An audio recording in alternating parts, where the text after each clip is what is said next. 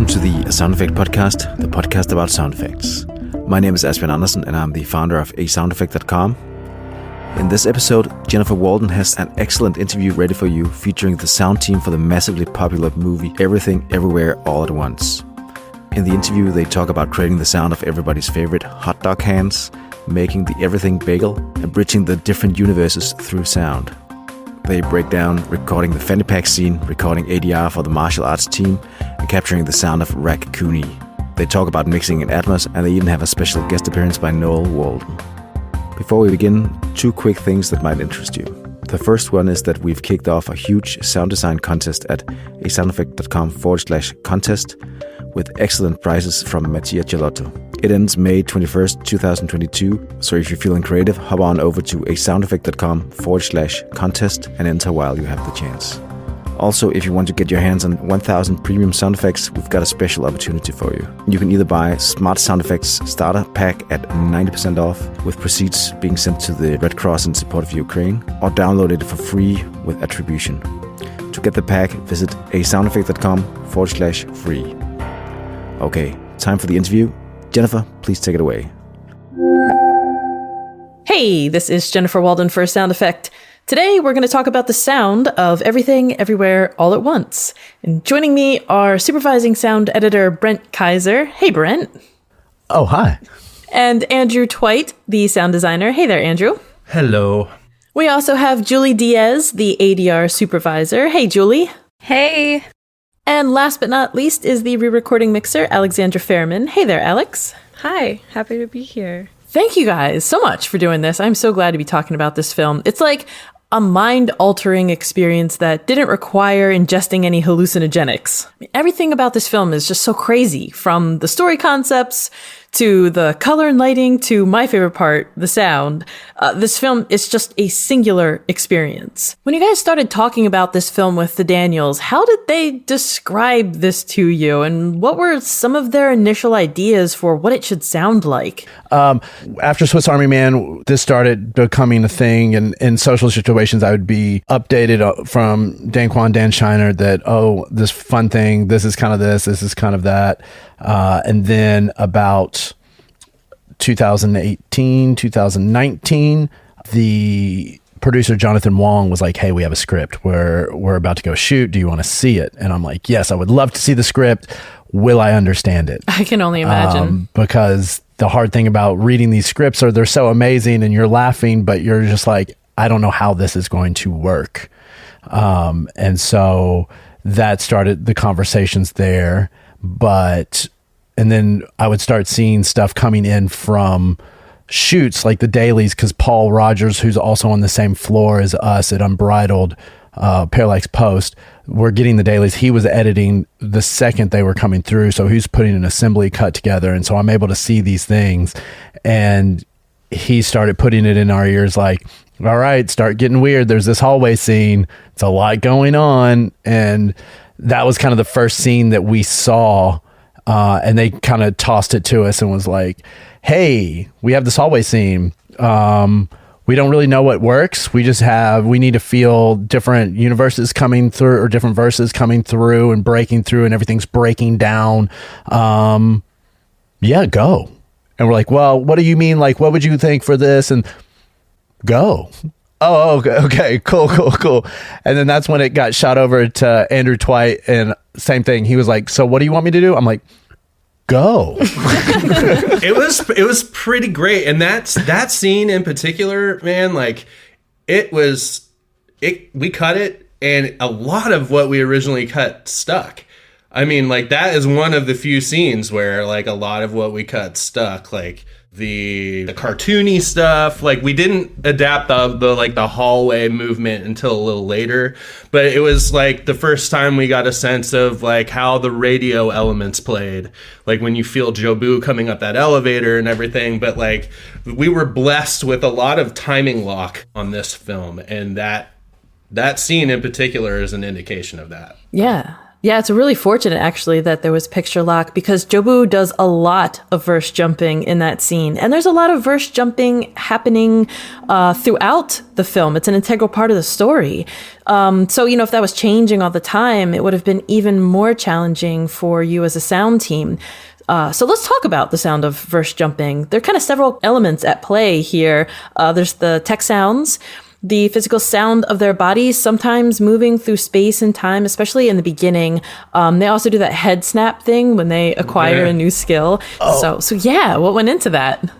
One of my favorite stories on this one is they hit us up and they're like, hey, we need help with the green light on the Bluetooth and the red light. And so Andrew and I put a bunch of stuff together. Andrew really went to town on making 20 something options because he's like, I don't know what they want, but here, because they were like, just give us options.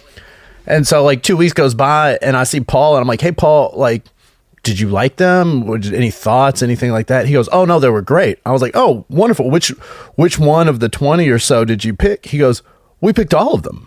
And I'm like, what? He's like, no, we just put them all on top of each other and it works. And you're just like, oh, cool. Nice. Did you flatten that sound down to carry it through the session, or did you leave it 20 tracks wide? Later it ended up getting really stripped down, but that was kind of the back and forth that we would get is like, oh, did you put everything on it? Yeah. All right, we're keeping everything. Oh, no. Don't do that. Don't do that. Because, those sounds in particular, it was our chance to it was our discovery, which, we had some time for discovery, but not a ton. And these were things where it's like, okay, why don't we think about what's actually happening here? And it's like, so we went really out there. It's like, okay, we're bending space and time. This is a very sci-fi heavy sound and all this stuff. And ultimately, it was just like, this movie isn't necessarily about the tech. Yeah. The tech is something that they use to achieve these bigger concepts that we're actually dealing with and witnessing happen. And so really the tech ended up becoming a much more simplified thing. And also all their tech is pretty basic. We played around with a ton of really basic Casio sounds, right, Brent? Oh yeah, shout out to Reese Richardson for getting weird on a Casio for us. Yeah, and so we kind of went back. That one thing that they had said at one point is 90s Windows. Oh, yeah, that totally makes sense. Oh, and we're like, okay. Yeah, Windows 95. And so as far and as extreme we went with these really polished sci-fi sounds, they didn't necessarily work. And also for how quickly things happen on screen, you don't really have time for a huge build. So we found that those simple charges and the simple beeps, they're recognizable, they're fast, and then the story can be told. Right. One of the things is when you're jumping through the universes and you're following on the phone, the little beeps are just plain little beeps, but they're also able to tell the story because they're musical in a way. You hear them going up in scale. So it's a boop, boop, boop, boop. And so it's that little bit of musicality tells a whole story versus just, bleep, bloop, blah. And those in-screen moments are great because they're really playful sounds. They're almost cartoony. And, I think the Daniels were kind of drawn to that. And that's something that they had kind of laid out for us, whether in conversation or in their AAF. So we were we had a good guide in them, without a doubt. Yeah. There was some fun, for that rubber bandy sound when it goes around, when it finally selects the universe. That was a really fun sound too. I remember. And that was one of the last VFX shots we got. Yeah. He had been, Quan had been telling us for a long time. He's like, so it's going to be like a rubber band. And I'm like, I really need to see this. Because it was just this temp thing for the longest time. And when we saw it, it's like, oh, yes. Okay. Yeah. Shout out to Zach Stoltz and his visual effects team because there was only 8 of them for this whole movie. That's incredible. Incredible. So, but also big shout out to Alex because we're sitting here talking about all these crazy things we're doing and all of these tracks. And then she walks on and we're just like, oh, hi, here's over 300 and some odd tracks. We're sorry. Like Have fun. the amount of banking she had to do, like up and down through those sessions, I was like, oh, you have so much patience. I tried to open I opened the sessions ahead of the mix, and I was going through them to try to like memorize and familiarize myself with where everything was. And I decided, well, I just have to hit the ground running. Yeah, it was the first day she was like, so what sub groups or what? And I was like, oh, and I was like writing out a cheat sheet. I just reminded me of the old days at Dane Tracks having to make like, what are those things called? Top sheets, when you used to have to make them for the mixers. And I was like, oh man, that would have been helpful for this one. Well, and I had before we even got into Prime Editorial, like I had created the template and I laid out like FXA, this is where more of like the Foley support will live, B, whooshes, C, punches, like, and that kind of thing. So there was a method to all that madness for sure. Yeah, thank God for Andrew Twite's anal retentive way of doing these things. We got a mandate email with a PDF, because we had, shout out to Casey Riley and Jacob Young Thor Flack helped out with some of the additional sound effects editing, and it was basically like, don't stray out of this, do not leave this. And like we have to have this because we have a finite amount of time, and we were at that time we didn't know who our mixer was going to be, and we needed to be certain of where everything was so we could point them like. It's just like we really just didn't have much room for error once we were getting into the end game. So my backup redundancy at the end of every day of editorial was insane. I had 3 drives to make sure we didn't lose anything, and you know. Sorry, we're on a tangent. No, it's fine. Yeah, my bad. No, it's good. So despite the fact that you handed Alex a session with over 300 tracks in it, it wasn't like an everything bagel. Like everything just wasn't all over the place. may have felt like it, right, Alex? Well, salt.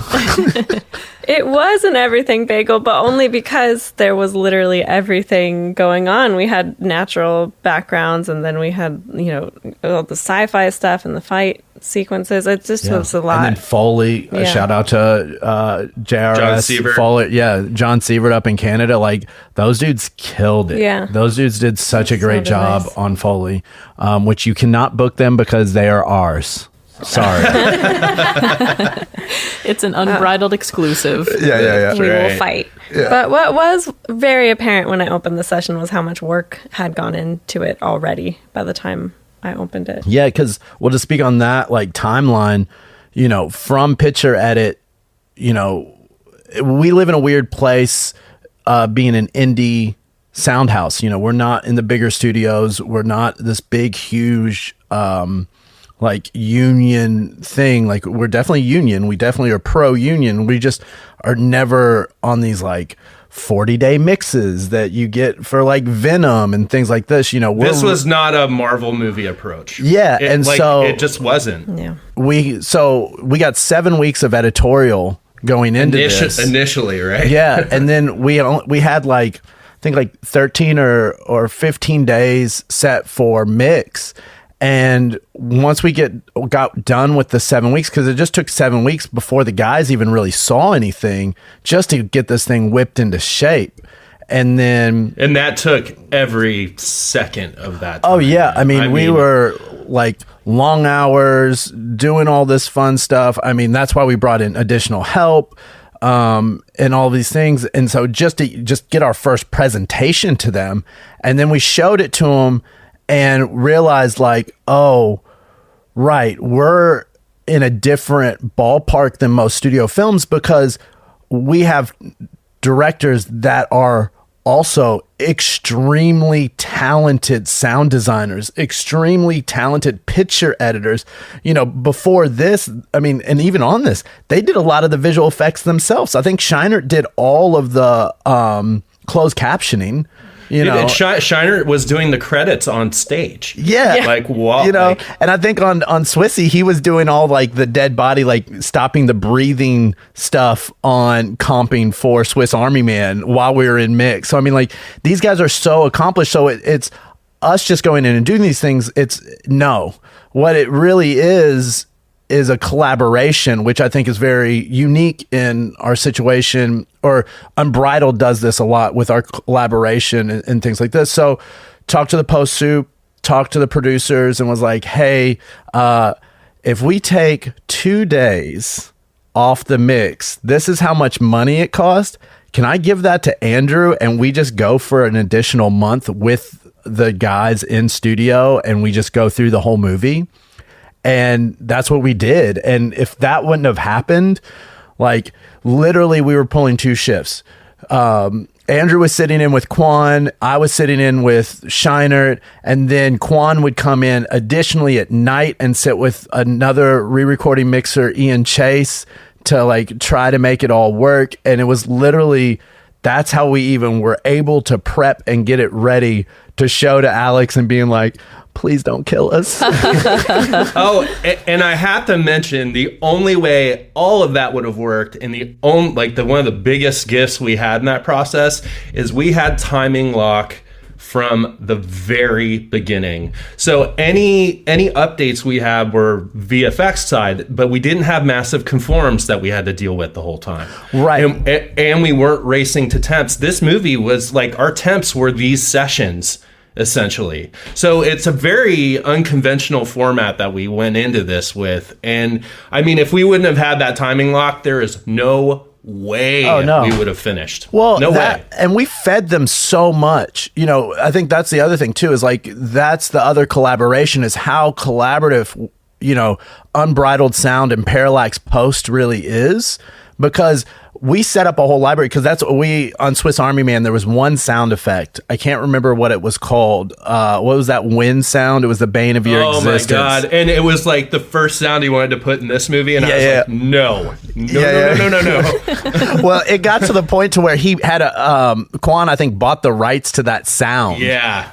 Because he loved it so much, and we just couldn't recreate it exactly how we want it. And so we were like, all right, guys, you are not allowed to have any YouTube rips. You're not allowed to have any other sound effects that you don't know where it's coming from. Here is access to our library, and we will make sure that everything that you do, so you fall in love with usable stuff. And so that was huge. No, there was one sound, though, that he had pulled that he loved, and it had more to do with the bagel presence, and we couldn't use it. It was from a video game called Inside, which, thanks to Quan, this video game is beautiful. I love that game. The design is amazing. It's by this guy Martin Stig Andersen was the designer for it, and the ambiences in that game are incredible. So they were a big inspiration for some of like the calming, airy presence of the bagel before you see it, or even early on when we're not really pushing it much at all. And it was something that Quan was like, I love this, I need something like this in there. So I like using that as a template. I was able to kind of like, I used that as inspiration to create the nice bed that we had in there, and it really ended up working. But I mean, like, that was the one of the big hurdles in that world, where he's like, I love this sound and we need something pretty much just like it. So that was one thing that we were able to overcome. But like in Swissy with that sound, dude, yeah, he would bring it up and we'd all be like, oh my God, again. I know. I really loved what you built for the bagel. I know in the beginning of the mix, I was tempted, I wanted to have it play louder, of course, because there's so much texture and so many beautiful layers of design in there. And now seeing it in theaters, I'm so glad it kind of ramps up throughout the film. And I think it's really nice because it gives you a feeling. It's almost subconscious at first. Yeah. And then you fully realize it later. Yeah. I think. Right. Because it's something I realized too at first. Like, I was like, man, do we want to feel it more? And I even had designed kind of a battle cry for it when we would see it, which we ended up kind of scaling back. It was just an idea we had tried, and Quan was all about it too, but in the long run, it wasn't again, this is a movie about the bagel. So it's you've got the way it naturally ended up flowing, and this is all due to Quan's insight on it. He knew the kind of rhythm and the feel he wanted, and it is more of this presence and feeling than it is about this huge textured thing and that's in your face. And that's something that I didn't that didn't register with me immediately. And so like with some of their notes, it's not always obvious, you know, like, and that's okay. But like, you just have to trust their direction. And, you know, 9 times out of 10, their directions, like, they know. It's incredible to see it, like to see, because even in the mix when we were getting these notes, I didn't understand the full scope of what they were adding up to until I saw the long play for the first time for our playback. And then I was like, oh, I see. Yeah. I see what's happening here. This is amazing. Yeah, it's hard not to get just like hyper focused on these specific moments when you're editing, of course. Mm-hmm. Yeah, it's a forest for the trees situation. Yeah. So I want to talk about one of my favorite scenes, actually, which is the fanny pack fight. Oh my gosh, that scene was so fun. That's Andrew right there. Fun. That's his wife is obsessed with fanny packs, so it was like, this is my scene. Yeah. As soon as I saw it, I was like, oh, let me cut this first. I have to cut this right away. And yeah, like Brent said, my wife she's a fanny pack enthusiast. So connoisseur. So like I literally pulled I picked 12 of her fanny packs. That's right. He said 12. She has more than that, but I picked 12 that I thought would help. And I recorded all of them. I recorded all their zippers, all their latches. I smacked all of them against couches, against my body, just to get a different sense for like the different kinds of hits. Of course, we had to sweeten them with other impacts, but this leads to like one of the best notes that Shiner gave me, and it applied to a couple of scenes, but this one and for Deirdre falling down the steps. He watched through, we had it like all big, action packed and everything. He's like, this is great. Can we make it a little less badass? He's like, I want people to remember that this is still a fanny pack. Just because he's pulled this ability from somewhere doesn't mean that it's still not the item that he's using. And it's like, oh, it gave me a whole new perspective on intention, you know? Right. And I think the phrase is, instead of less is more, lame is more. Yeah, that's right. He's like, I want it to feel a little lame. And it totally plays with the influence. They really reference what Kung Fu Hustle was a big thing for that scene. Because each of the fight scenes kind of had to have their own vibe. And that, Kung Fu Hustle was definitely one of them. And I'm just like, this is so playful. So, a big part of it, too, was I have these winch straps that I recorded just to get, instead of just using your traditional whew and stuff, the swishes, we use these zips from these winch straps, for when he's twisting and swinging and everything. And those are the kind of things that ended up really cutting through and giving that sequence its additional character. So yeah, man, I love that. And the opening when he grabs it and he looks up into the air and he comes down, that big swell, that it works so well with the music. And then, when it first drops down, I had this recording of a crane, a crane whooping, and I just, I stretched it a little bit and added some delay, and that's when it drops down and you see the little pig and everything. It's kind of a nod to Kung Fu there, and I really always love that accent. And I don't know, man, that scene, once these scenes got going, they actually did fall into place pretty quickly. They just took a really long time to put together. Well, one of the big things that I think that, to throw a pitch to Julie, were the fight team, those guys, what were their name? The name of the thing? I can't Martial remember. Arts Crew, right? Yeah. No, it's a Martial Club, I think is what it is. Yeah. And those dudes are nuts. Well, Julie can talk about we had to bring them in for recording for their voices to get it all in, because that added that whole layer of just and then one of the best lines from that whole thing is was it Kevin and then he gets hit in the face.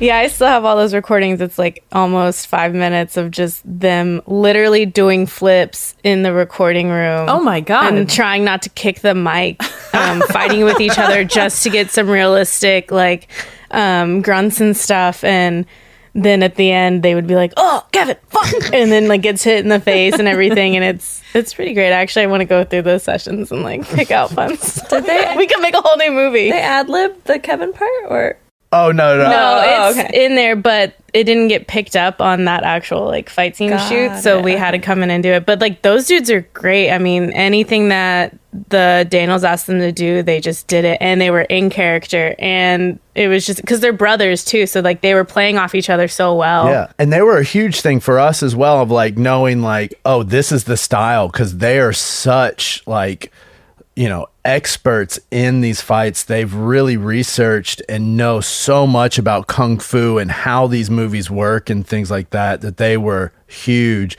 And so I think Andrew at the South by like popped up on him, and I think we were all just kind of like, oh, did we ruin this for them? Did we ruin it? They're like, yo, you sounded amazing. This was so, and we're like, okay, cool, thanks.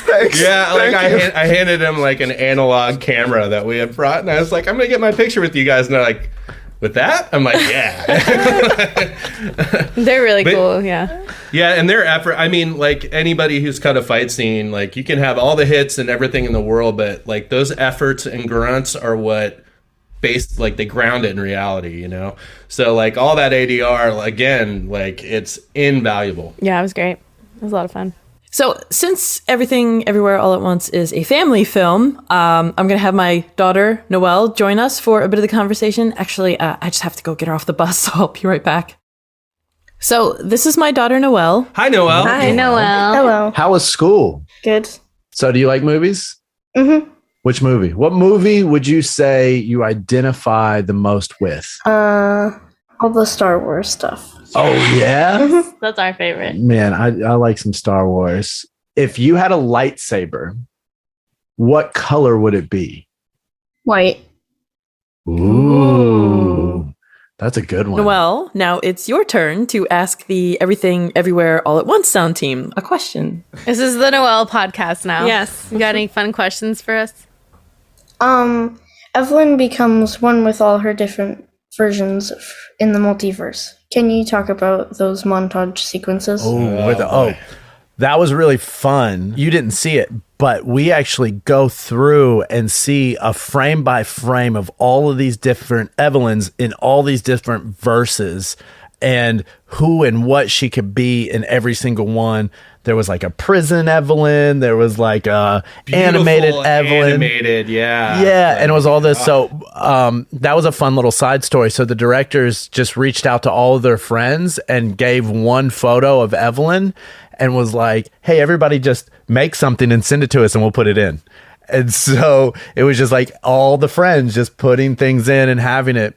And as for the sound, you know, what gets really weird is, all right, Noelle, if you hold your fingers in front of your face together, imagine that being one sound and then breaking it into other little tiny ones. Those are like the frames that we have. Oh. But it goes so fast because you get 24 of these in a second that it gets so blurred together that it just doesn't really do anything. So what we ended up finding out is like we had to pick our moments. And so what really helped was a riser, which is just this big like building up thing that Andrew did. And then we took little frames, or what we call grains for granular stuff, took of her scream. So like this is her scream. We took like just the ring finger of the scream, and then we started putting it around all over. It starts out in the front, and then it starts like going crazy as it goes out, to give you the feel of going through the multiverse. And and then there are little sounds that we would use to poke through around those screams, and it kind of translates to the sword at one point as well. Like we got great direction from Shiner, like when they're in the forest and Jobu like takes the sword, like she takes the branch and it flashes through all these items in her hand until she settles on the sword. And he's like, okay, like it's definitely like an indexing kind of sound. Like you're going through all these verses to find that right thing. He's like, I just want highlights. And so that directly applies to this sequence as well. And we didn't see that until like 2 or 3 days before the mix ended, right? No, yeah, because we didn't have that. And this is a good shout out to Sunlux, the composers. Their score underneath that too, like because they used a lot of percussion instruments. It's just like you feel like like it's just this cacophony of everything coming together all at once. And then so Rafik good. Just shredding over that with his guitar, which I love as a metaphor for just like melting your face shredding. It was pretty great. Oh, Noelle, I see your confusion. Go look YouTube up guitar shred face melt and you will find gold.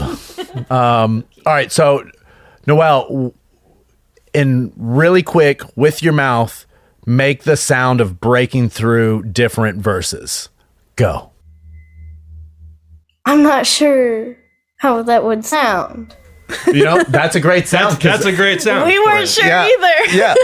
And that's the thing. Like, you know, your mind breaks. And how do you describe your mind breaking? And that was a big challenge for us and the Daniels.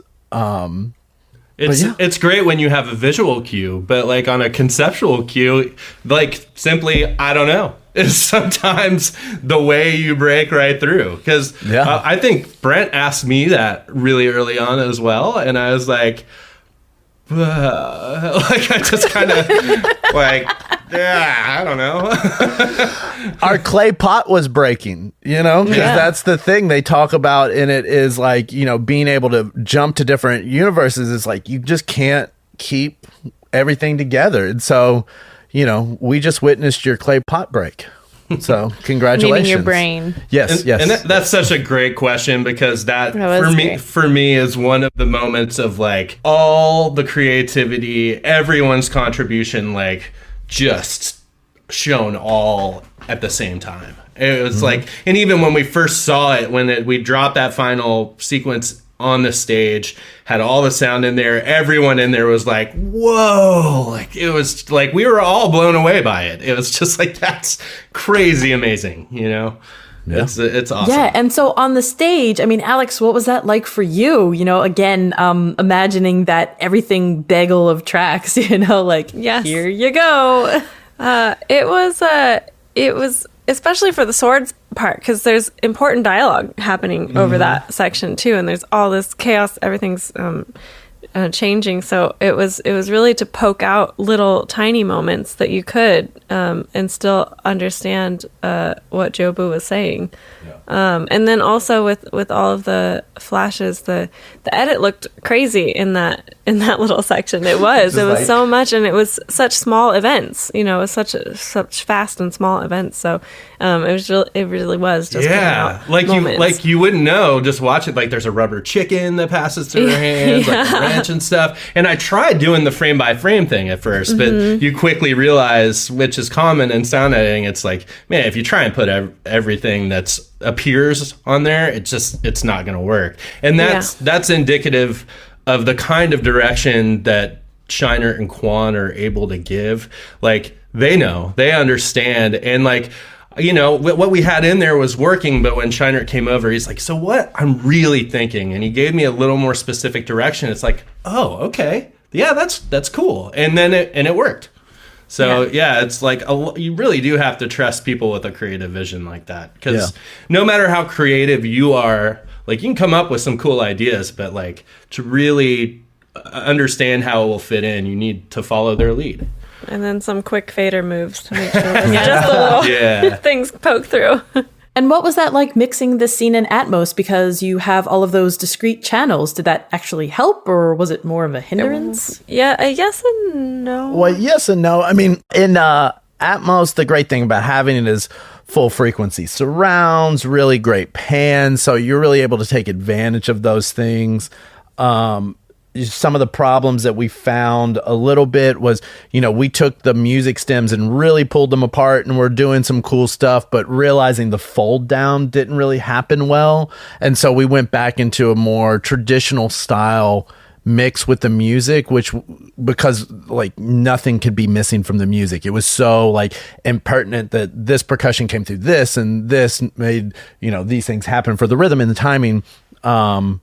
but for the effects in those moments, like because it's so quick, the things are changing so quickly that I did put some stuff in Atmos, but you can't really register it because it's so quick. Atmos is really great for like slow things that are coming over you or around you, which we did get to use in other parts of the film, especially when there's like camera zooms that are interesting. We try to use Atmos for those moments. Or one of my favorites is during the hallway scene when all the lights are flickering. It's like ping pong sounds, like and stuff like that. That's what the universe sounds like, Noelle. That and in the hallway when she's like, whoom, and she just sends those waves down the hallway. In the theater you can really feel those pass over and around you, and it's like that was fun to cut too. Because with all these sounds on top of it, to get nerdy, if you play all frequencies at the same volume, you're basically getting like white noise.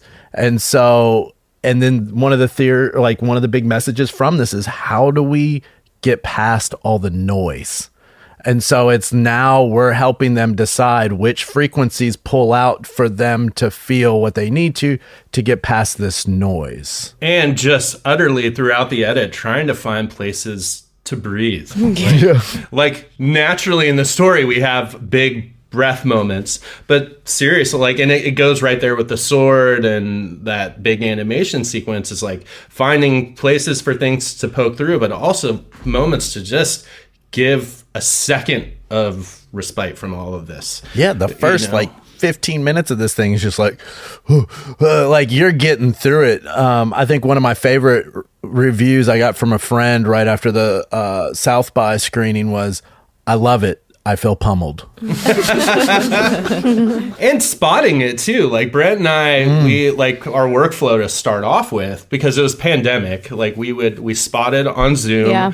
We used Frame.io to review scenes. Like when we would finish a fight scene, we would pass it off to the Daniels, and they could watch it whenever they needed to. They could make notes and all that stuff.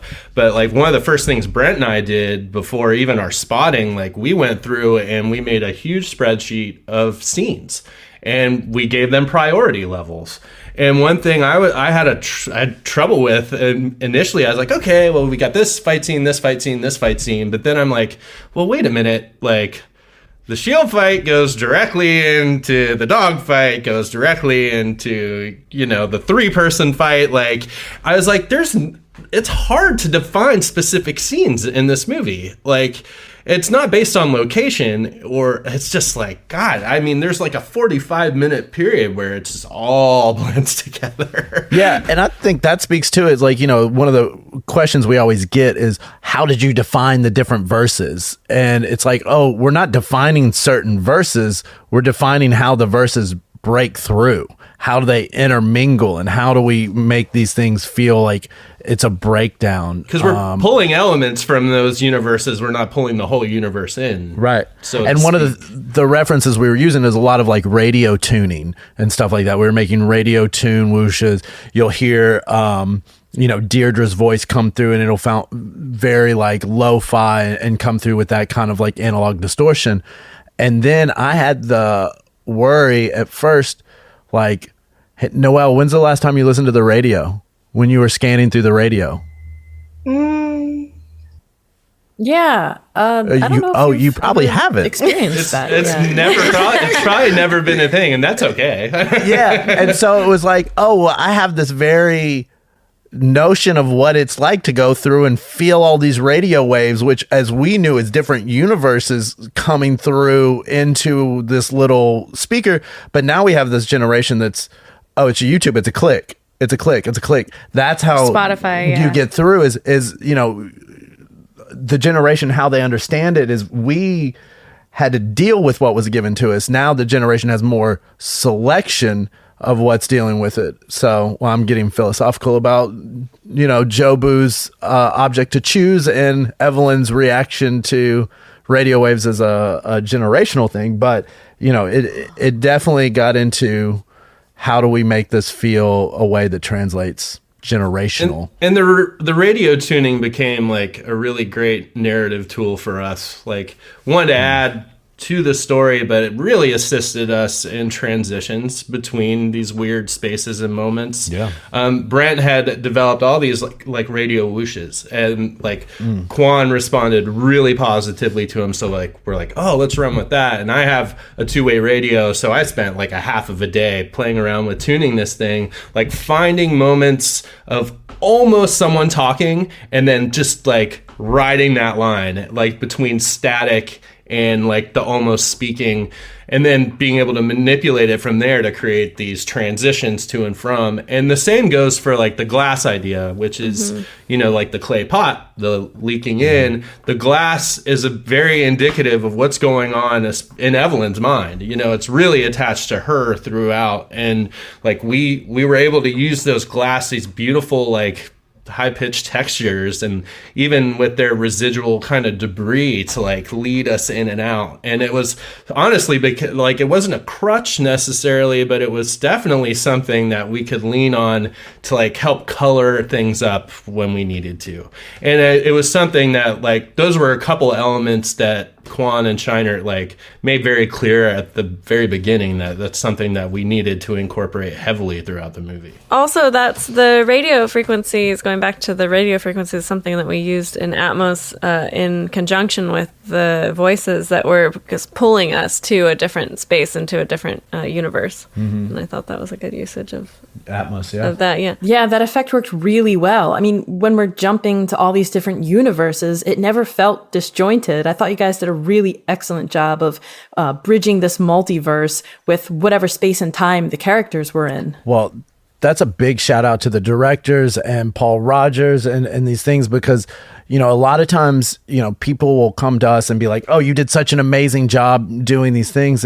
Well, they allowed us to, because they had the forethought to think about these things while making the script, while shooting this, while editing this. A lot of times we're approached to save things. And, oh, you're an amazing sound designer. Here's my movie. Can you bring it to the next level? And you're like, I mean, I can, but I'm only as good as what you empower me with. And that's the thing about the Daniels with a lot of this stuff, is they made a story that empowered sound design for us to be able to do these things. And they know what they want. And, you know, like it's when they say no or something's not working from them, it's never coming from a malicious place. It's usually just like they have a vision, and they really have put all that thought into there. Like we had a roadmap from them. It wasn't just like, we definitely came up with a lot of unique and interesting sounds to complement their ideas, but like we had a terrific roadmap from them. And like, again, their guidance was like, this movie wouldn't be this movie without everything that they put into it, you know? And the way it was picture edited, it was really nice to highlight those moments with sound, because everything sort of flowed really well. Right, and that was a big language. Paul Rogers is amazing, and we're amazing, but Dan Kwan from a post standpoint is an amazing editor and an amazing sound designer. And so, you know, the rhythm that was there already set for us was great. And then the Sun Lux guys, the rhythm they made for us, you know, really put it. So it was great because we were able to just shine instead of have to rework. I think is what really helped us. It wasn't like, oh, I need to rework this scene because it's not working. It's working. How do we make it next level? Yeah. And that for me, like that whole concept it's intimidating. Like those guys are the smartest guys in the room, like in most rooms that they're in. And I'm not saying that just to like prop them up. They're very brilliant people. And so like, you come and you see how much work they put in. You're like, man, I have like, not only do I want to impress everybody, like I want to make this better than what they've brought to us. So like, yeah, it was a constant challenge in that regard. But not a burden. Right. Cause they're the sweetest people. They're the smartest people and the sweetest people in the room. And they're really, you know, everybody has their communication problems at times, but rarely do we have it with these guys. You know, they're able to communicate, like Andrew says, and tell us what they want, what they don't like, even with the, lame is more, you know what I mean? And it's just, they say it in a very sweet way too. Yeah. It's like, oh well, yeah, I guess I can't argue with that. yeah. And it's never an ego thing, and it's, they're very empowering to the crew. I mean, did you see they had after all the like contractual titles at the end of people, the first thing to roll were the production assistants. Like, that's so rad. Yeah. Sorry, I'm getting emotional. No, it's really great when the filmmakers appreciate their crew like that. So before we move on with this conversation, I'm actually going to say goodbye to Noelle, and then we will come back and talk about hot dog hands. Oh, yeah. Hot dog hands. What do you mean, these guys? Yeah. Yeah. You have a pair of hot dog hands. Wow. Okay, so we're going to say goodbye to Noelle. Bye, Noelle. Bye, Noelle. Yes. Noelle was meeting you. amazing. Bye. All right. Hot dog hands. So, ew. First off, Dude, my mom, when I asked my parents what their favorite parts of the movie was, my dad's like, all the rocks, and then like the kung fu scenes, and my mom's like, I loved the movie, but the hot dog hands made me so uncomfortable. And I was like, you know what? I pinned that for you. well, at least she said hot dog hands and not the other adult thing. That's way worse. Mom, don't listen to this. Well, when my mom saw Swiss Army Man and the penis compass was up, if you can't tell by my voice, I'm not from California. I'm from Kentucky. And my mom was like, I just thought there was a squirrel in his pants. It's the most like Kenneth from 30 Rock moment. Oh my God. Sweet. So she's like, I'm going to go see your movie. I'm like, no, you're not allowed to, but I'll take my son. A coworker told me, he said, it was my birthday, so my daughters took me to see Everything Everywhere All at Once. And I said, oh, that's so great. It's such a great family movie. Oh, my next text was, except for some of the props. Yeah. Also, how old are your daughters? Yeah, exactly. Well, also side note, I think those hot dog hands that Andrew held up are going to be on the A24 They already merch. are. Oh, they're already on the merch. Yeah, I think they are. They're on the popped up merch like a day site, or so you two. can buy some. Yeah, that's a hard pass for me. Sorry, man. She's Yeah, like, yeah. no. Yeah, I'm yeah. with Julie's mom. This They're is uncomfortable. what you Yeah, need to take exactly. to Noelle's like track events and shake them around. Like, go the new Noelle. Spirit foam fingers. Yeah, exactly. Jamie Lee Curtis has been wearing them at a lot of her like presentations at theaters and stuff, which I love. The whole cast too, man. Like, I just have to say, and like seeing these screenings, like they're behind this 100%. Not only are their performances amazing, but like to see how enthusiastic they've been in public about it, and it's not for show. Like, they are just. I mean, they're just like so into it. It's awesome. Yeah. I feel like everyone else who I've met, like after the film has come out, has the same feeling that we all have. Yeah. Everybody loves it. Everybody put all of their love forward into it. And I think that's just, this is an important movie. Yeah. As like, I don't feel comfortable saying that about anything I work on, but I'm like, this is a important film, like with representation, with generational trauma, with these things. As a parent, I felt really weird in it because I'm with Joy being like, yo, my parents wanted me to be a minister, and I definitely did not do that. I went to art school, like, my parents. And then I'm like, as a dad, I'm like, well, yeah, my son needs to like straighten up a little bit. Like, what's going on? And then I'm like, oh God, I've turned into Evelyn. And then it's like, Also, one thing for me that has really stuck out in this, just over the last 2 years, one, like the unintentional foresight they had when they wrote this, like for when it came out. I'm specifically thinking about Wayman's moment of like, it's like his plea to humanity, like why can't we be kind, especially when we don't know what's going on? And I like that really, really resonated with me because like of just witnessing the way we've watched humanity treat each other over the last couple of years, specifically when we've all been lost or locked at home or whatever. It gets me every time, and like that there's a lot of value in that, and I think people need to be reminded because everybody's kind of lost their minds a little bit. And I, like that's one thing that sticks with me. Like the undiagnosed ADHD, the generational trauma, like these are big themes and very important topics that have resonated with people. But that moment, it sounds to me like he's reaching out of the screen and just trying to smack us all in the face and be like, God, with his hot dog hands. It's like, you're killing me here. Like, be kind. And right. Yeah, I don't know. Like, I just had to say that. The feeling, I have that feeling too when Evelyn stops and says, I'm learning to fight like you. I think about that in my daily life now. Like how, I'm presented with a challenge. How can I fight this with love? Yeah. And kindness. Yeah. And hot dog hands. But I think I was going to say the original question was about hot dog hands. Sorry, guys. Well, and now we're just speaking as fans. We're not even speaking as people who worked on this thing. We're like, we worked on this? What? It's still very surreal. I think we were talking about that the other day. We're like, wait, what? Well, it's all, I mean, I speak for myself, but I feel like I speak for a lot of us. Like, we're all just like, so do we just retire until Daniel's next film? Like, I wish that was an option. Yeah, right. Yeah. So, what went into the sound of those hot dog hands? Yeah, we never answered the question. Do you want me to list them out? Yeah. List them out. Yes. Everybody needs to know. Well, all right. Like I'll throw out. Don't throw out the special one. Throw out all the other ones. Okay. So on our end, I was just like, I want to take this. Like, I don't want to leave this to Foley. So, and I mean, we did get some Foley support in there, but I took leeks and the long ends of leeks, smacking those around a little bit, twisting them for a bit of that rubbery kind of thing. My wife again went to her closet and she has Molly a bunch of a lot of those tiny thin belts. She had so I took 9 of them, like a cat of nine's tail, and was whipping those around and everything.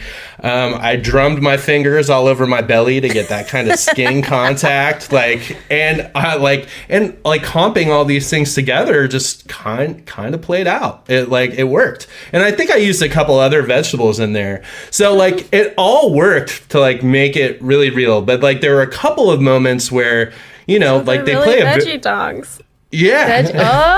They're vegan. They're vegan. Yeah. But they're also there are a couple moments where there's humor. I mean, they're really funny anyway. But there are when we first see her, misjump and she her hands flop and the cuffs fall off. You hear so Paul Rogers and the Daniels throughout their temp, they had found this cat food, a finger in a cat food can thing, and it adds that wetness to it that is just and Daniel Shiner would be we can't lose that. We get laughs every single time we get that flop, and we're cool. So we made sure to keep that in there throughout, all the realistic true visceral stuff that we came up with totally plays, totally works, but that little element of theirs that continues the humor on is just I mean, again, it's them really knowing what they want out of things. And, we elevated it and we just kept their cherry on the sundae. Yeah, the cat food cherry. And it worked. It worked really well. It's I'm trying to explain to my parents, what are you working on again? I was okay, so how do you think hands made out of hot dogs would sound like? By the way, his dad's a doctor too, so he probably literally was well, actually, if you take out the bones and the metatarsals, this is what would happen. I could hear his eye roll through the phone. He's what do you do for a living? So we go into some really fun universes in this film. Did you guys have a favorite one? There was the rocks, there was the piñatas, there was crowns and paper. Oh, the rocks was a nice mix moment. Yeah, it was. The rocks is great. My favorite is the Rakakuni multiverse, especially since I got to be in the tracking session with Randy Newman, and that was definitely a childhood moment for me. That's so awesome. And also he was great, and editing in him as Raccoon was so cool. Oh no! He also sounds very close to him. I love Raccoon. Yeah, that was my favorite. Don't forget me. Yeah. Well, it's also funny. I also still have a ton of like extras from that session, and it ended up I handed a lot of stuff over to the Sun Lux boys because in the soundtrack they used a lot of the dialogue and like a lot of those recordings to add to the songs and into everything. And like the Sucked Into a Bagel, that's Stephanie Hsu as Jobu Joy. Her all she did was just like randomly she was just singing in the ADR session, and it ended up in the soundtrack and in the movie and everything, and it's amazing. It's so good. So you had a very serious session recording Rakakuni singing. How did you concentrate? Right? Well, it's all a blur now, but I don't know. Randy Newman just like got in. He didn't really. He was like, so I'm just a singing raccoon. And I think he was expecting it to be animation, but it's not. It's an animatronic sitting on Harry Strum Jr.'s head. And both Daniels were trying to explain it in such this like their goofy way, but also like so that he'll understand it. And like once we started like getting the flow, and Ryan Lott from Sun Lux was also in the session with us, he just kept knocking out takes, and then we were just like, hey, can you just say a bunch of random stuff like you're a raccoon that got picked up by animal control? And again, he's just riffing off all these things, and you know, he was laughing about it, we were laughing about it, and I think once he got comfortable, it just made the rest of the session like flow, and it was a lot of fun. And to answer your question about concentrating, I didn't. We were getting videos like listening. She's like, oh my gosh. Oh yeah, I posted one on Instagram when I got permission from the Daniels, and it's great. He's incredible. I wouldn't have been able to hold it together, that's for sure. No, Not me so either. sure. Yeah. Oh man, so those are my favorites. Alex, what about you? Probably the Rocks. The rock scene was, it's an interesting thing to talk about mix-wise because it's so understated on purpose. We originally, Andrew gave me tons of wind tracks. We had it all around us. We had a big like vortex almost sound. Atmos. It was kind of like a big atmospheric moment, and then slowly we sort of boiled it down, and I worked with Daniel Shiner on that, and he was like really specific, wanted us to be able to sort of trail and trace like one wind that comes in from the left, and then another one sort of drifts in after that, and it all sort of overlapped with each other, and it was very calming and very quiet. Everything was just turn it down. This is a moment to breathe and really take a moment to like meditate. I think we all needed like that moment of meditation to take on or to take in everything that we had just seen and heard in the film. And then there was like the distant wind chime that was a nice touch, and it was also very light. Everything is very, very subtle in that scene, and I think And very immersive too. Like there is a lot there for like the simplicity of it all, and I love the way that scene came out as well. And what about you, Andrew? Did you have a favorite universe? I like, it bounces around. I think I told Alex right after the South by premiere, I was like, man, like rewatching again, I find myself constantly being like, ooh, this part's coming up. Ooh, this part's coming up. I love this. I would have to say though, like that moment of Evelyn starting to fight like him and working her way up the stairs all the way through to her big culmination with Jobu is like, one, I love the way all the design plays. The music's great, but like even just where we are in the movie, like the positivity of it all, and like seeing that effect on the people she goes up against. Like it's violent, but it's not. And she's like, these people are going through these transformations thanks to her help. And I love everything from like the moment the perfume shows up in his hands from the grenade, and like we have those little Tweety birds, like almost a nod to cartoons right there, like he's in bliss, and like the chiropractic moment, like those really, really fun sound moments, even though they're not like these highly conceptual things, and there's a rhythm to it all. And then like at the end when it's just like all built up and her foot goes down and you hear that crunch of the rock, and she's like just affirming herself as her mother, like that just like it fills me with joy. That whole sequence is really rad. But it's also cool because like you like an also overture. see her. Well, you see her like she has mastered the verse jumping because she's jumping in and out during that entire to get everything, and I think that was also. It's choreographed beautifully. Yeah. The way it's edited, another nod to Paul. Like, it's badass. And the visual effects team, like the whole thing. Yeah. What's your favorite? So, all right, I'm struggling because I have two. I have one that's very beautiful and simple. I love Hong Kong streets rain sequence, feeling that rain all around in the city, and just we were giving the Grand Master and like a lot of Wong Kar-wai stuff is like inspiration, and definitely like in the mood for love, and it was just like, oh, this beautiful moment. That being said, my favorite moment might be when Evelyn's a dominatrix. And so, but no, I mean, like, yeah, that's a joke, but also seriously, because, Daniel Scheinert, one of the directors, that's his cameo. Yeah, is the sub. But one of the most amazing moments to me is there's this one song that we all know from the 90s, maybe 2000s. I don't remember the exact drop date, but Story of a Girl, which is this amazing song. And they reached out to the original artist, and he did different renditions for different verses. Like custom made. Yeah. And so like when Evelyn's cleaning and you hear the song coming through like the little like dungeon, it's not Story of a Girl, it's Story of a Sub.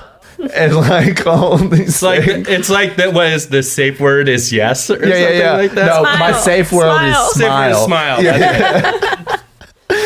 So it's just like little details, like that's the one, like I wish those versions would have come out on the soundtrack but didn't, because like when they're in the Winnebago, like talking about divorce and all this stuff when she's fighting with Deirdre, he was like, do the Garth Brooks version of your song. So it's just and every time we would go through one of those moments when we were on the mix, like we all are cracking up. Yeah. It's just like you're like, I cannot believe you guys managed to get this. And also how wholesome is that spank at the end? Like so inspiring, and like you're in this really like perverted moment, but you're like, yes, I just love that so much. And he's got that drool coming out of his mouth. It's like, oh my god, dude, it's creepy but wonderful. And also Michelle Yeoh for being like, yeah, I'll spank you.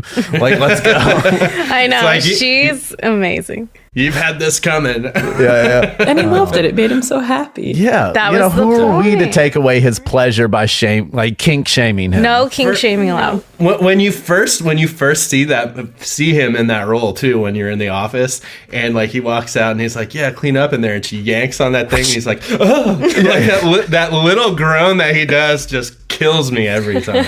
Oh, Scheinert's the best. All right, what else you got for us? So I know we kind of touched on the bagel, but I wanted to go back to the bagel and ask you guys, like, okay, so yeah, what went into the bagel? Hold on real quick. Are you a bagel or a bagel kind of person? I'm somewhere kind of in between, I think. Yeah. Me too. Yeah. It's a bagel. It's a bagel. But I mean, I say it, and it's not Jersey enough for the people that I live in Jersey now, so it's not enough for them. So that everything, now I can't say, because now I'm thinking about There's no judgment here. We take both kinds, bagels and bagels. Okay. Yeah. So what went into the everything bagel? Okay. Nice. Salt. So originally, this was one of the things that we were able to get a glimpse at early on, and it was so funny. Brent's like, "Okay, I need you to take a crack at building this thing. It's an everything bagel made of everything in every universe." And I was like, "What?" Right. And they sent over the still, so it was the white room and everything, and it was just like a bagel, like literally, or no, it was like a black circle. It was just a black circle. There was no floating details there or anything. And I was like, okay. So and this kind of relates to the fanny pack. Like I really like, in my process, I like to see how much I can get out of the actual thing before I start branching out. That's why I went directly with fanny packs. It's like, well, let's try this and see where we can go. And it just happened to work. With the bagel, I was like, all right. I went to my toaster oven and I threw a bagel in there, and I took a really high def mic and I started recording a knife on there and putting butter on there, putting cream cheese and stuff. And like, I got all those crackly elements from that, really, like actual toasting, which helped. And then it's like, okay, they had talked about rhythm, this thing, I imagined it spinning. So then I branched out to more like rhythmic things. I recorded a rowing machine, a salad spinner, and all these things that I could manipulate to try and like give it a sense of movement. And then I just started going nuts with like baby cries and birds. And one thing that I did early on, and I think Brent was the only one who ended up hearing it, is I threw in what's DJ Snake going, turn down for what? It just had that in there. Yeah, and I threw it into Brett, and I was like, you don't have to share that with them, but I just could not help You it. should have. I had to put it in there. And it was like delayed out and everything. But like that initially, it wasn't about the presence at that point. It was actually just what this is. And a lot of that was still in there when Alex got to it. Like they're like, again, like when we're really closed up on that thing, like it's not about like being consumed by the bagel. So the bagel's a state of mind. It's not a thing. Indeed. There's a lot to that thing, and you may not know it just watching the movie, but like there's a lot of thought put into it, a lot of direction from them, and we just kind of threw everything in the kitchen sink at it, to be perfectly honest. Yeah. Yeah, no, I mean, it totally comes across like there's everything in that bagel, man. It's an everything bagel. Actually, Bell's Bagel, this really great bagel place in Highland Park, actually made an all black, like charcoal, everything with bagel. Yeah. And that for this movie, because the Daniels are so, big in the Highland Park community and all this stuff. So they were really showing. So yeah, Google that, Bell's Bagel, everything, everywhere, all at once, and you'll see like the black bagel. Also eat there. It's amazing. Oh yeah, their bagels are really good too. Yeah. Even though we've toned down the bagel, I still do feel like it's like All the everything's in there, and you elements. can feel it moving and swirling, and you can feel it sort of inviting you in. I'm actually really interested to hear this thing in headphones. I haven't watched a yeah. headphone mix Yeah, yet. me too, actually. So. Yeah, I wasn't trying to certainly not downplaying what we ended up with. No. And it like there was a lot of thought that went into that thing. Without a doubt. And I know like Alex, like she had not a lot of time to work with it, and she like again, like I love the escalation that came from that. I think it's so effective. yeah, by the end of the movie, it's sucking joy in. Yes, that is also a metaphor. No, I'm just kidding. So I just have one final question for you guys. Every project that you work on is an opportunity to grow at your craft. And so how has working on the sound of Everything, Everywhere, All at Once helped you to grow at your craft? Alex grew us all. Alex is the reason we are all better at what we do on this project. I don't see how that's the She thing. says that, but I can attest I'm a better mixer because of it. We're all better at communicating because of it, because bringing somebody else in and being like, oh, right, I have to explain why I did something instead of whatnot. But literally, I'll tell you this story real quick. I had a mental breakdown day 3 of like, I was f***ing everything up. I was like, fuck, I'm f***ing it all up. The consonants are very sharp. The Mandarin, the Cantonese are very sharp language. I'm f***ing up. I'm f***ing it up. And like, I call Andrew, I'm freaking out at night. And I'm like, oh my God, what do I do? And he's like, you'll be fine, bro. You'll be fine. And I'm like, no. Well, you were definitely worried about, you're like, I think it's all playing way too quiet. I'm like, dude, I think you're overreacting. Yeah. And then I come in and Really? like, it's hard when you have a new mixer or somebody on the project, it's machismo. I got to come in like, hey, I know what I'm doing. I'm the sound supervisor. And I just kind of was like, fuck, Alex, I don't know what I'm doing on this. Can you please help me out? And she's like, oh yeah, just drop this and do this. Oh my God, it's amazing. Thank you so much. I think for me personally, it's a real lesson in troubleshooting, like not panicking or like letting your stress overcome you. Because like there's no doubt about it, this was a tremendous undertaking, especially for how small of our crew was. But, and you know, like I care about hitting deadlines, and I care about, you know, giving our clients what they want and feeling like they're getting what they need out of us. And so it was more about like not letting the stress or everything slow me down and just get into problem solving mode and being like, okay, well, what do we do to do this, like to get to this point and do it efficiently? And I think over the course of that small amount of time, like it was more about like, okay, just breathe and okay, yeah, so we can do this, and a lot of conversations. Like Brent said, we've been working together for a very long time, but like, I mean, we talked every single day, if not a couple of times a day, like when I'm working from my home studio. And that helped, like just knowing that I'm not alone and we're in it together, all of us, you know, like that's what I took away. And I would love to continue to work that way. Like it's the camaraderie of it all is really fantastic. This was a family. I think really, you know, because the directors are so crew focused. We never felt like we were the hired help. We felt like we were just making movies with our friends in the backyard. So it was summer camp vibes, and yeah, it was amazing. It was amazing. Thank you for letting me join the family. Hell yeah. Thank you for saving us. You can't leave us ever. Yeah, you're stuck. But also one of the big things tech wise that we found too was Undertone. That plugin, I think, really helped us on dialogue. It helped. You did some weird shit with it too, didn't you, Andrew? I've been using it quite a bit. I mean, maybe I used it a little bit on this. I used Envy from Cargo Cult quite a bit, especially for some of the bagel stuff. But yeah, I mean, Undertone's a fantastic plugin. Just because we want to give them a shout out. So if they ever want to like sponsor us or send us free cool stuff. Same thing with Cargo Cult, man.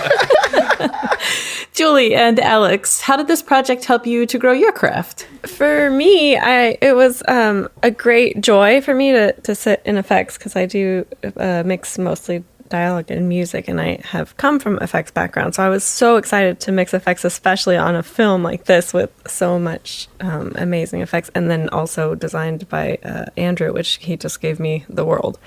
I think that what I grew the most in was like just becoming completely transparent in the mix chair, of being like sort of a medium for the Daniels and for this family, so that we all could collaborate. And I just sort of it was a nice experience to sort of let go and trust the collaboration in the process. And I think that that's probably the most. I mean, you didn't miss a beat. I mean, we would have never, you know, it was great how it worked. It was no. Like I said, there was no egos. There was no anything. You just came in. I mean, to tell on myself again, I think the only problem was she'd be like, where is this and why are you doing it like this? I'm like, I'm sorry. No, she didn't. She didn't say that at all. But if you did, it was fine. Right. Because the thing is she came in and jumped into a template that wasn't hers. She had no clue the layout. I mean, like, she rode a bike uphill with the wind against her backwards and did it so gracefully. Yeah, because there's nothing you can, like, we could give her all the verbal, like, and this is what's going on, but until she could just sit down and deal, like, I don't know how much we ever could have really prepared her until she just dove in. And yeah, like Brent said, man, did not skip a beat. Thank you. It was really, really amazing work. Also, your team gave me, like, hope in the future of our business, really, because it's so... sometimes there's a lot of ego involved, and a lot of stuff goes on in the mix stage that's a little bit hard to decode. But with us, everything was just out on the table. We all shared our authentic opinions and then responded to them.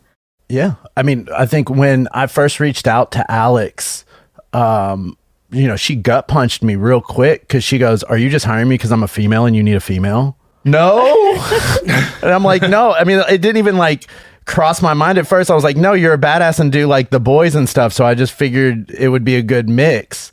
Sorry. Well, no, but Alex that's wouldn't say that anyway. Alex would say, "You're only hiring me because I'm a woman." Yes. She schooled me on that. Right. So. I did. And so, but No, I it's a think good that's the thing. kind of like, honest, like get it out there confrontation that made it to where we can know where we stand.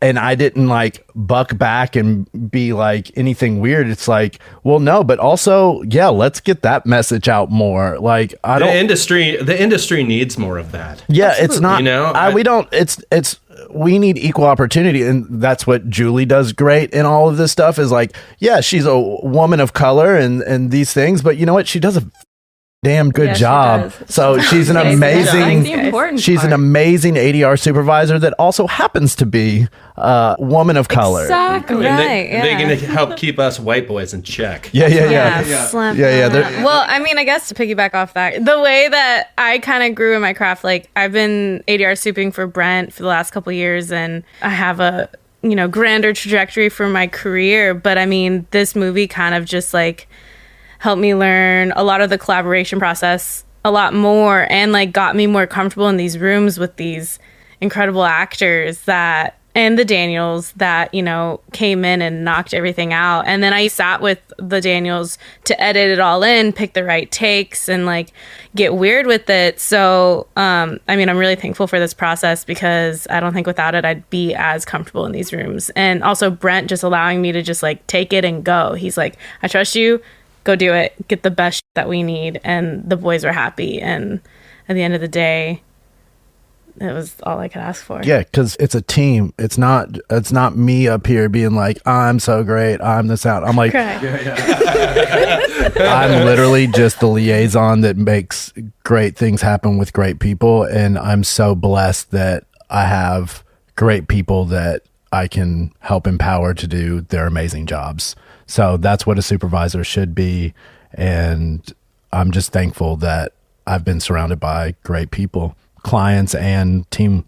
Awesome. Well, thank you guys so much for having this conversation with me about the sound of everything, everywhere, all at once. I really appreciate it. Thank you so much. Thank you. A big thanks to Brent Kiser, Julie Diaz, Andrew Twite, Alex Fehrman, and to Jennifer Walden for the interview. Looking for more audio-related podcasts to listen to? We're part of the Audio Podcast Alliance, featuring a handpicked selection of the very best podcasts about sound. Be sure to hear the latest episodes from our friends in the community at audiopodcast.org. That's it for this episode. Thanks a lot for listening, and see you next time. Take care.